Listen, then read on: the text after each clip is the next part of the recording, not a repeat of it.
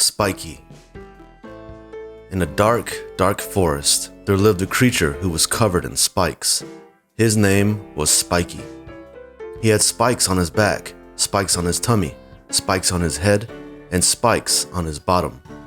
He even had a few little spikes on his arms and his knees. Spiky was very proud of his spikes. They were handy for chasing off robbers. They scared away anyone who was bigger than him, and they kept absolutely everyone at a distance.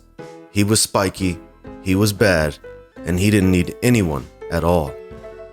His father, Mr. Spikington, had sent him to the best school for badness in the whole country.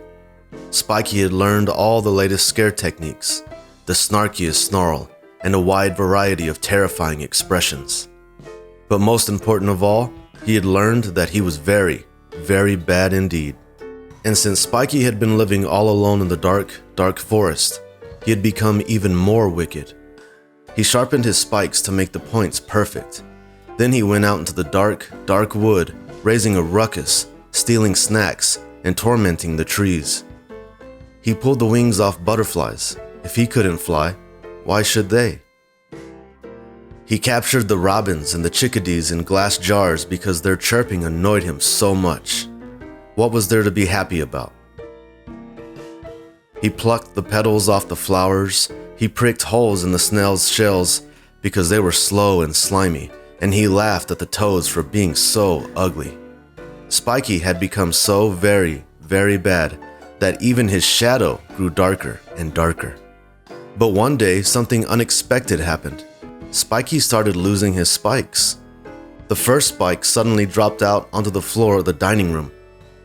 The second, soon after that, in the living room. A few minutes later, the third one fell. And the fourth, and the fifth, and after a while, he lost count. Before long, all the dark spikes were gone, and Spiky was as soft and as pink as a soft pink marshmallow. He didn't scare anyone now. The snails sneered and the toads tittered. The butterflies landed on his soft pink bottom, mistaking it for a rosebud. Without his spikes, Spiky was harmless and a little bit silly. He felt completely lost. With no spikes, his life was pointless. Whatever would he do with his days?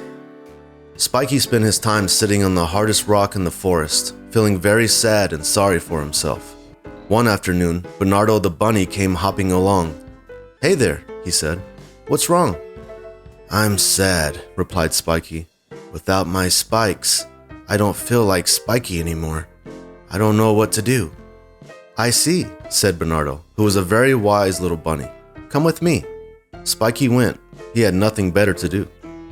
They went for a long walk through the forest. Bernardo took him to amazing spots with beautiful views of the whole valley. They chatted about serious things and about less serious things. In the days that followed, Bernardo invited Spiky to his burrow near the lake so he could get to know the rest of the family. They went for long, cool swims and had diving competitions. Spiky felt the breeze on his soft skin. He could sunbathe and roll about in the meadow, with the blades of grass tickling his pink back. He saw that there were so many things he could still do, even without spikes. He could play ball, and it didn't burst. He could be close to others. Very close. Very, very close. Closer than he'd ever been before. And it was a good feeling. By now he was getting used to his pink skin, but one morning he woke up with a strange itch. He looked at himself in the mirror and saw that lots and lots of little spikes were growing again, all over his back, his tummy, his head, and his bottom. Perhaps being soft and pink was just a phase. Aha, he thought at first. Spiky the spiteful is back. Spiky had been born to scare everyone and to play nasty tricks. Maybe it was time to return to his old way of life. Spiky decided to give it a try, so he ran out to raise a ruckus. As he went by, the toads hopped into the pond. The snails ran away as fast as their slime could carry them, and the chickadees flew for shelter among the leaves of the trees. Everything seemed to have gone back to the way it was before, but for Spiky, it didn't feel the same. All that scariness, what was the point? He went back to his usual rock to contemplate. And when he thought about it, those big old trees sheltered him from the summer sun with their leafy branches. The butterflies and the flowers gave the forest a nice touch of color. The chickadees weren't that annoying. And the snails? No, the snails really were revolting. "What's wrong?" Bernardo asked him again. "I'm confused," said Spiky. "You know, my spikes have grown back."